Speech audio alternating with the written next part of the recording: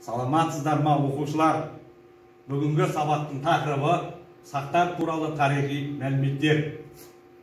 Бүгінгі сабақтың мақсаты картадан тайпалық одақтардың орналасуын көрсету, ежелгі мемлекеттік бірлестіктердің құрылуын түсіндіру. Сақ тайпасы Орта Азия мен Қазақстан жерін ежелден мекендеген тайпа. Сақ тайпасы туралы грек, парсы, рим авторларының жазбаларында кездеседі.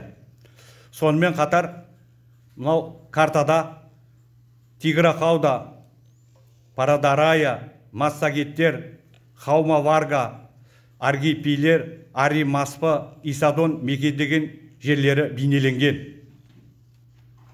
Сақ сөзінің мағынасы парсы жазбаларында құдіретті еркектер, Иран жазбаларында жүйрік атты туырлар, грек авторлары азиялық скиптер деп атаған. Ежелгі грек тарихшысы Геродот өз жазбаларында сақтарды массагет деп атаған. Сақ қоғамы үш топқа бөлінеді. Бірінші жауынгерлер, екінші абыздар, үшінші малшылар мен егіншілер. Жауынгерлер қызыл және сары қызыл түсте шапан киген. Абыздар ақ түсте шапан киген. Малшылар мен егіншілер сары мен көк түсте шапан киіп, ерекшеленіп тұрған.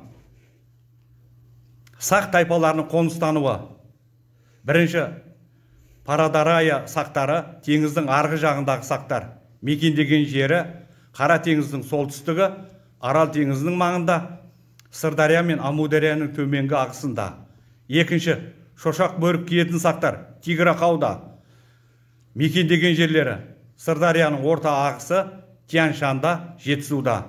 Үшінші, Хаумаварга сақтары, Хауама сусынын дайындайтын сақтар. Мекендеген жері Мұрғап аңғарында өмір сүрді. Бірінші тапсырма. Сақ тайпаларын атауын жазыңдар. Тапсырма орындауға сіздерге уақыт беріледі.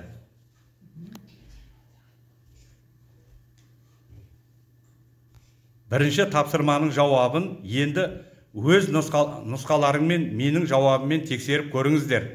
Гректер азиялық скиптер, парсылар құдіретті еркектер, ирандықтар жүйрік атты туырлар. Жарайсыңдар оқушылар.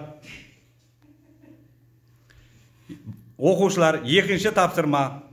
Көшпелілерге жауынгерлік арбада тұрып соғысқаннан гөрі аттың үстінде шайқасқан қолайлы болды.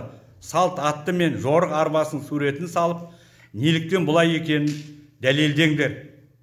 Тапсырма орындауға сіздерге уақыт беріледі.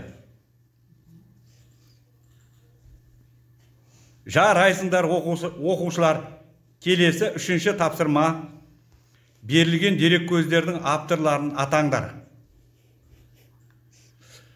Тапсырма орындауға сіздерге уақыт беріледі.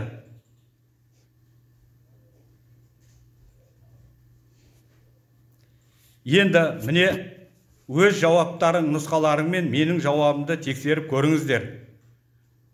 Жарайсың оқушылар, мінеки өте тамаша. Бекіту сұрақтары арқылы мен осы өз сабағымды қорытындылаймын.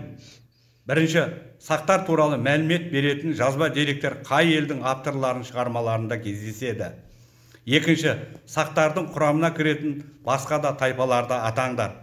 Үшінші, сақ қоғамы неше топтан тұрады. Үй тапсырмасы 28-ші параграфты оқу, мазмұндау. Біз кешегі сақтар ұрпағы атты тақырыбында эссе жазу. Сау болыңдар оқушылар.